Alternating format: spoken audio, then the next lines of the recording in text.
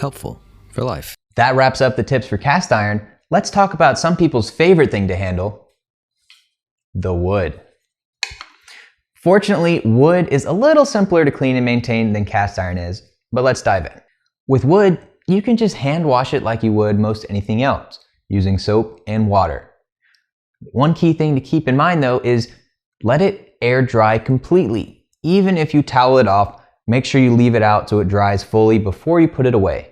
Otherwise, it could mold. Whether it be mold, somebody handling it you didn't want handling it, or for whatever reason, if you think that your wood needs sanitizing, here's how you do it.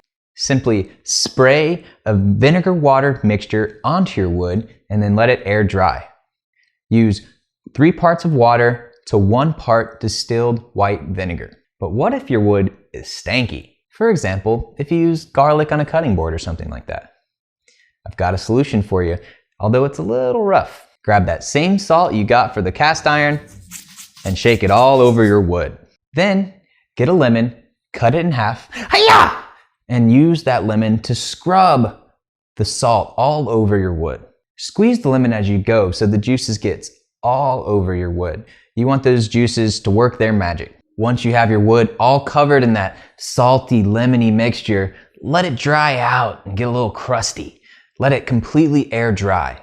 Then grab a bench scraper, a spatula, or something like that and scrape all of that salt off of your wood. Finally, wash your wood like normal and let it air dry. But what if your wood is stained? Maybe say it's red from too many beets.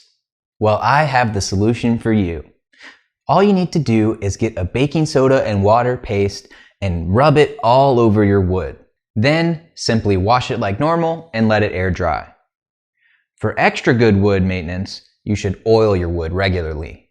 Simply rub your wood with oil, mineral oil or another approved oil, making sure to rub both sides. After 20 minutes, if you can last that long, wipe off any excess oil and ideally let it air dry for a few days. To test how often you need to oil your wood, simply flick some water on it. Once it no longer beads on the wood, it's time to give it a good oiling. Now, you don't need to oil all of your wood. This is really just reserved for that extra special wood. For example, a really nice cutting board. Cheapo utensils like this, who cares? You don't need to do that. Speaking of that nice wood cutting board, if you ever get a deep gouge in it, don't worry, you can always rub one out. Simply get some sandpaper and rub it until that gouge is gone, then wash and let it air dry as normal. If you're gonna tackle this or any other advanced techniques with your wood, we recommend that you do a little bit of extra research online before doing that.